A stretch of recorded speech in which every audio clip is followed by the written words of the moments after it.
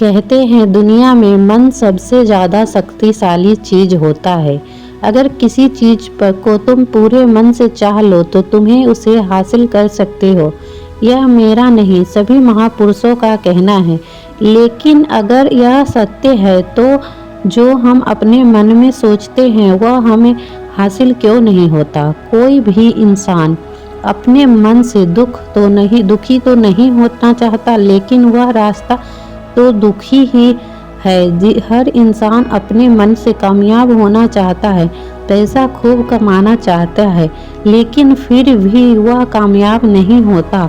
भला दुनिया में कौन ऐसा इंसान होगा जो अपने मन में यह चाहेगा कि मैं कामयाब ना रहूं या मैं पैसे ना कमाऊं। सोचने की यह बात है तो इसमें दो चीज निकल के सामने आती है दोस्तों।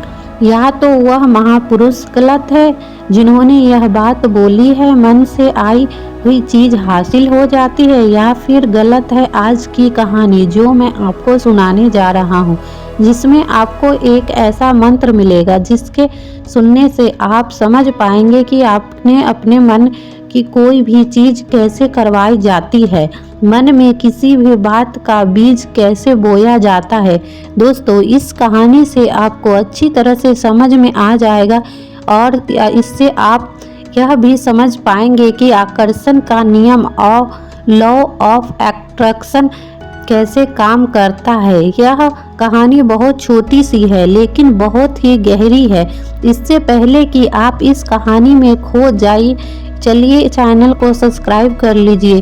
तो चलिए शुरू करते हैं आज की कहानी। एक बार की बात है, एक आदमी जीवन में सिर्फ दुखी ही दुख था। वह जो भी काम करता उस बेचारे का काम पूरा नहीं होता। घर में आता तो घर में क्लेश बने रहता, किसी से कोई मदद मांगता तो उसकी कोई मदद नहीं करता। ऐसा लगता था कि चारों ओर से दुख का पहाड़ टूट पड़ा है। उसे समझ नहीं आ रहा था कि मैं दुखों से बाहर कैसे निकलूं। वह दिन रात यही सोचता रहता था कि अपने दुखों से छुटकारा कैसे पाना है। इसी कारण वह रात में भी सो नहीं पाता था। उसकी आंखों के नीचे बड़े बड़े काले घेरे बन गए थे, जो इस बात का प्रतीक था कि वह आदमी कितनी दुखी है और कितनी चिंता भी करता है। कभी कभी तो उसके मन में आत्महत्या करने का ख्याल भी आता था, लेकिन अपने परिवार की चिंता करके वह यह कदम नहीं उठा पाता था। वह इतना दुखी हो गया था कि उसने निर्णय किया कि वह इन दुखों से छुटकारा पाकर रहेगा। इसके लिए चाहे उसे कितनी भी मेहनत करनी पड़े, कभी भी करनी पड़े, चाहे अंगारों पर चलना पड़े, लेकिन अब वो इन दुखों से छुटकारा नहीं हासिल करके ही रहेगा। ऐसे ही एक दिन उसने अपने मित्र से पूछा कि मैं अपने जीवन को कैसे सुधार। उसके मित्र ने उसे बताया कि तुम किसी बाबा के पास जाओ। बाबाओं के पास ऐसा मंत्र होता है जिसके से सारे दुख मिट जाते हैं, जीवन खुशियों से भर जाता है और धन संपदा भी हासिल हो जाती है। तुम किसी ऐसे बाबा के पास जाओ जिससे तुम्हारा काम बन जाए। उस आदमी के मन में यह बात पूरी तरह बैठ गई थी कि यह बात पूरी तरह बैठ गई कि कोई बाबा ही मेरा दुख दूर कर सकता है। अब उसके किसी भी बाबा के बारे में पता चलता तो वह उस बाबा के पास पहुंच जाता, उस बाबा को अपनी सारी समस्या बताता और उसका समाधान पूछता और कहता कि बाबा, मैं कुछ भी करने के लिए तैयार हूँ, लेकिन मेरी समस्याओं से छुटकारा दिला दीजिए। आप जो कहेंगे मैं करूँगा, लेकिन मेरे जीवन को सुधार दीजिए। बाबा उसे कुछ टोने टोटके बता देते थे और बदले में दान दक्षिणा ले लेते थे। यही टोना टोटका करने के बाद तुम्हारे घर में सुख शांति बनी रहेगी, बस टोटके को पूरा विधि के साथ करना। वह आदमी घर लौटकर पूरी तरह विधि के साथ टोने टोटके करने में लग जाता, लेकिन बहुत टोने टोटके करने के बाद भी उसके जीवन में कुछ बदलाव नहीं आया। इसके विपरीत उसका जीवन और ज्यादा दुखी हो गया। जो भी बाबा उसे टोना टोटका देता था बदले में उससे दान दक्षिणा लेता था। इस चीज से उसका धन भी धीरे धीरे खत्म हो रहा था। इससे उसके जीवन में दुखी और ज़्यादा बढ़ गए थे। तब उसे लगा कि बाबाओं के पास जाने से तो मेरे जीवन में दुख कम होने की बजाय बढ़ते ही जा रहे हैं, तो मुझे क्या करना चाहिए? बाबाओं के पास जाऊं या ना जाऊं? एक आदमी ने उसको बताया कि तुम अपने घर में किसी पंडित को बुलाकर हवन करवा लो। हवन होगा तो घर शुद्ध हो जाएगा। कोई भी बुरी ऊर्जा होगी तो घर में तो बाहर निकल जाएगी। किसी पंडित को बुलाकर पूरे विधि विधान से मंत्र उच्चारण कराओ और हवन कराओ, जिससे घर में सुख शांति आ जाएगी। उस आदमी के मन में यह बात बैठ गई।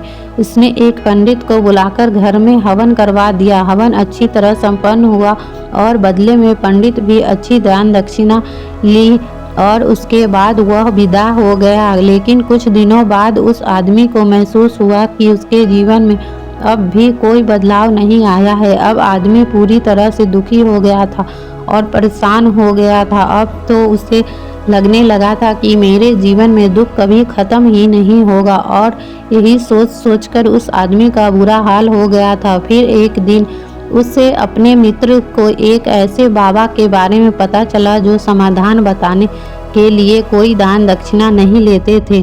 उस आदमी को लगा कि यह बाबा दूसरे बाबाओं की तरह नहीं हो सकता है, क्योंकि यह दान दक्षिणा नहीं लेता है। अगर दान दक्षिणा नहीं लेता है तो यह सच में कोई सिद्ध बाबा होगा, और यही सोचकर बाबा के पास पहुंच जाता है। जब वह आदमी वहां पर पहुंचा तो बाबा ध्यान में बैठे थे। यह देखकर वह आदमी वहीं पर चुपचाप होकर बैठ जाता है और बाबा से के ध्यान से बाहर आने का इंतजार करने लगता है। थोड़ी देर बाद बाबा ने आंख खोली तो सामने एक दुखी और परेशान युवक को देख उसकी आंखों के नीचे काले घेरे देखते हुए समझ गया कि यह आदमी अपने जीवन से कितना परेशान है। उससे संबंधित करते हुए बाबा ने पूछा कि बच्चा क्या चाहते हो? बाबा के पास क्या लेने आए हो? आदमी ने कहा, बाबा मैं जीवन में बहुत परेशान हूँ। मैंने दुखों को दूर करने के लिए बहुत सारे रास्ते अपनाए और तरकीब अप करके देखे जो किसी बाबा ने मुझे बताए, और वह काम किसी भी इंसान ने मुझसे करने को कहा, लेकिन मेरे जीवन में दुखों की कमी नहीं आई बाबा। इसके विपरीत मेरे जीवन में दुखों की बढ़ोतरी होती गई। मुझसे समझ नहीं आ रहा कि मैं क्या करूं। कभी तो मैं आत्महत्या करने की सोचता हूं, लेकिन अपने परिवार की सोचकर मैं यह कदम नहीं उठा पाता। मैं अपने बारे में बहुत सुना बाबा, आप मेरी उम्मीद के साथ आपके पास आया हूँ। कृपा करके मुझे कोई ऐसा मार्ग बताइए जिससे मुझे अपने दुखों से छुटकारा मिल जाए। मैं अपने दुखों से छुटकारा पाने के लिए कुछ भी करने को तैयार हूँ। आप मुझे कोई भी रास्ता बताइए, चाहे वो रास्ता कितना भी कठिन क्यों ना हो, मैं उसको पार करके रहूँगा। बाबा ने महसूस किया कि आदमी तो सच में बहुत परेशान है। बाबा ने उसकी बात सुनकर कहा कि बच्चा, दुखों को दूर करने के लिए मंत्र ऐसे ही नहीं मिलते। मंत्र पाने के लिए कुछ करना पड़ता है। तुम कुछ कर सकते हो। यह सुनकर पहले तो आदमी ने सोचा कि यह बाबा मुझसे दान दक्षिणा ही मांगेंगे, लेकिन कोई रास्ता ना पाकर आदमी ने हाँ कहा। बाबा ने आपको जितना भी दान दक्षिणा चाहिए मैं देने के लिए तैयार हूँ, लेकिन आप का मंत्र सच्चा होना चाहिए, पूरा होना चाहिए, उसका फल मुझे मिलना चाहिए। उसके बाद मैं आपको जो भी दान दक्षिणा लेना चाहते हो वह दूंगा। बाबा ने कहा, दान दक्षिणा तो बहुत छोटी सी चीज़ है, मुझे नहीं चाहिए। पर वह आदमी सोच कर के बोला, तो बाबा मैं अंगारों पे चलने के लिए तैयार हूँ, आप मुझसे बस आज्ञा दीजिए। जी बाबा ने कहा, अंगारों पर चलने वाली छोटी चीज़ मैं नहीं करने वाला हूँ, मैं तुमसे करवाने वाला हूँ। वह बहुत कठिन मंत्र है, उससे पूरा कर पाओगे? तो उस व्यक्ति ने कहा, बाबा आप मुझे बताइए ये तो सही, मुझे करना क्या होगा? मुझे भी करने में मैं कुछ भी करने को तैयार हूँ। इस पर बाबा ने उसे कहा कि यहाँ से जो अपने घर जाओगे तो रास्ते में अपने मन में यह दोहराते हुए जाना कि मैं सुखी हूँ, मैं सुखी हूँ, मैं सुखी हूँ। बार बार अपने मन में यही दोहराना और याद रहे, जुबान पर यह आना चाहिए, मैं सिर्फ मन में दोहराना। सुनकर वह आदमी बोला, बाबा बस इतनी सी बात है, यह तो मैं चुटकी बजाकर कर लूँगा, लेकिन इससे होगा क्या? बाबा बोले, इस मंत्र को करके देखो। वैसे भी तुम इतने बाबाओं के मंत्र किए हो, तो इस मंत्र को भी करके देख लो। उस आदमी ने यह सोचा कि बाबा कुछ दान दक्षिणा तो ले नहीं रहे और छोटा सा मंत्र है, इससे तो मैं कर ही लूँगा। बोला, ठीक है बाबा, मैं यह मंत्र जरूर करूँगा। वह आदमी वहाँ से उठकर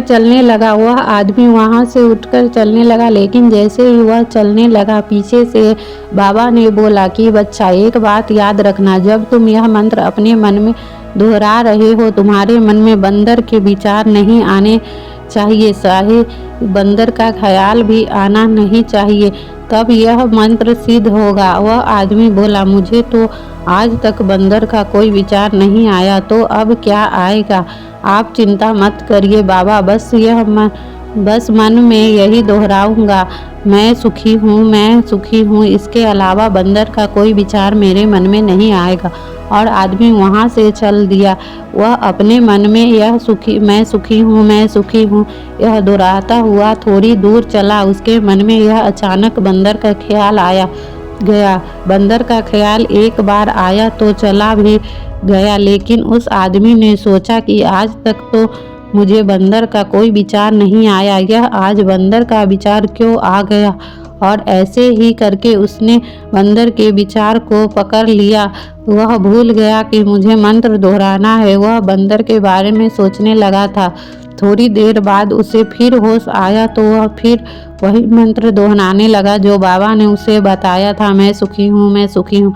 लेकिन अचानक सामने बंदर दिखाई दिया और यह देखकर उसके मन में फिर भी बंदर का विचार उठ गया। वह अपने अंदर से इस विचार को बाहर फेंकना चाहता था। वह चाहता था कि मेरे अंदर किसी भी तरह का बंदर का विचार ना आए, लेकिन उसे तो सामने बंदर ही दिखाई दे गया। ऐसे ही जद्दोजहद करते हुए वह अपने घर पहुंचा और घर पहुंचने के बाद अपनी पत्नी को कहा कि यह बंदरिया मुझे खाने में बंदर परोस दो। और जब उसको एहसास हुआ कि उसने क्या बोल दिया, तो वह अपने बाल नोचने लगा। वह दीवारों पर सर मारने लगा कि आज तक मुझे बंदर का कोई विचार नहीं आया और आज मुझे ऐसा क्या हो गया है कि मुझे हर जगह बंदर ही नजर आ रहे हैं। कैसे माया है? यही सोचकर बाद में रात भर सो नहीं पाया। रात भर करवट बदलने लगा और सुबह उठकर सीधे उस बाबा के पास पहुंचा और चरणों में गिर गया कर कहा, बाबा, पता नहीं क्या चमत्कार हो रहा है, आज तक मुझे बंदर का कोई विचार नहीं आया, लेकिन कल आपने मुझसे बंदर का विचार नहीं आने के लिए चाहिए, तब मुझे हर जगह बंदर ही बंदर नजर आ रहे हैं। आदमी ने कहा, बाबा, मुझे तो आपके पीछे पेड़ पर बैठा हुआ बंदर केला खाता हुआ दिखाई दे रहा है, क्या हो रहा है? बाबा यह सुनकर हंसने लगे और बोले, बच्चा, मन का जल एक ऐसा जाल है जिससे समझ पाना इतना आसान नहीं है। बंदर तो तुम्हारे रास्ते में पहले भी आते थे। जब तुम मेरे पास आए थे तो इन्हीं पेड़ों पर बंदर घूम रहे थे, लेकिन तब तुम्हारे ध्यान में यह बंदर नहीं था, तब तुम्हारे ध्यान में सिर्फ अपना दुख था। इसके बाद बाबा ने उसे बताया कि बच्चा, हम जिस चीज़ से दूर भागना चाहते हैं वह चीज़ हमारे मन में बहुत गहरी से प्रविष्ट हो जाता है और हमारे अंतर मन में समा जाता है। असल में हमें जिस चीज़ से छुटकारा पाना चाहते हैं उससे छुटकारा इसलिए पाना चाहते हैं कि वह हमारे साथ बहुत गहरे तरह से जुड़ी है और हम जितना भी उससे छुटकारा पाना चाहते हैं वह उतनी ही गहरी हमारे मन में बैठ के चली जाती है और आखिरकार वह हमारे अंतर मन में छा जाती है। ऊपर से तो हम चाहे दुखी होना, मैं सुखी हूँ हमारे होठ बोलते हैं, लेकिन हमारे मन में दुख हर समय होता है। हमारे विचारों में हमारे मन में दुख ही दुख दिखाई देता है। इसलिए अपनी जुबान से एक बार बोलने से कि मैं सुखी हूँ हम सुखी नहीं होंगे जब तक मंत्र हमारे अंदर मन में प्रविष्ट नहीं होगा। इस पर आदमी ने पूछा कि बाबा, लेकिन यह मंत्र हमारे अंतर मन में प्रविष्ट कैसे होगा? यह सुनकर बाबा ने कहा, बच्चा, अपने दुखों से लड़ना बंद करो और जब तक तुम अपने दुखों से दूर करने की सोचते रहोगे तब तक दुख अंतर मन पर अपना राज जमाए बैठे रहेंगे। और जिस दिन तुम उन दुखों से के बारे में सोचना छोड़ दोगे, उन दुखों से छुटकारा नहीं पाओ चाहोगे, उसी तरह से तुम्हारी जिंदगी से दुख दूर हो जाएंगे, गायब हो जाएंगे। किसी भी चीज़ से छुटकारा पाने के लिए हमें उस चीज़ के बारे में सोचना पड़ता है, और हम जितना उस चीज़ के बारे में सोचते हैं वह उतनी ही गहरी मन में प्रविष्ट हो चली जाती है। यही सोचते हैं कि हमारे जीवन में दुख है और हम उसे छुटकारा पाना है। इसी वजह से बार बार सोचने से दुख हमारे अंतर मन में प्रविष्ट हो जाता है और हमें एहसास भी नहीं होता है। इसलिए अगर तुम दुखों से छुटकारा पाने चाहते हो तो दुखों के बारे में सोचना छोड़ दो, तो तुम्हें छुटकारा मिल जाएगा। ऐसा क्यों होता है, जब भी हम किसी चीज़ को छोड़ना चाहते हैं उसे छोड़ नहीं पाते। असल में हम चीज़ों को बहुत तवज्जो दे रहे हैं, उस चीज़ों को जो बहुत ज़्यादा अहमियत दे रहे हैं। जो हम उस चीज़ को छोड़ने के बारे में सोचते हैं तो वह हमारी विशेषता और ज़्यादा बढ़ा देता है। हमारा मन उसी चीज़ के बारे में जितना ज़्यादा सोचोगे, हमारा मन उतना ही चीज़ों के पीछे ज़्यादा भागेगा। हमें उस चीज़ से लड़ना नहीं है, बल्कि बिना सोचे गुजर जाना है। और इस मंत्र को हम समझ लेते हैं तो अपने जीवन में जो भी पाना चाहते हैं उसे पाने का अंतर्मंडल में डाल लेते हैं। और एक बार वह लक्ष्य हमारे अंदर मन में बैठ जाता है तो फिर सफलता पाने में कोई समस्या नहीं होता, कोई दिक्कत नहीं आती। दोस्तों, आज की यह कहानी कैसी लगे हमें कमेंट करके ज़रूर बताइए, और अच्छी लगी तो यह वीडियो को लाइक करें, शेयर करें और कमेंट करें कि और चैनल पर अभी तक नहीं गए हैं तो नए चैनल को सब्सक्राइब करके बेल आइकन प्रेस करें और आने वाली सभी वीडियो का नोटिफिकेशन पाए। इससे आपको हमारी सारी वीडियोस मिल पाएंगी। तो इसी के साथ मिलते हैं एक और वीडियो में, तब तक के लिए धन्यवाद।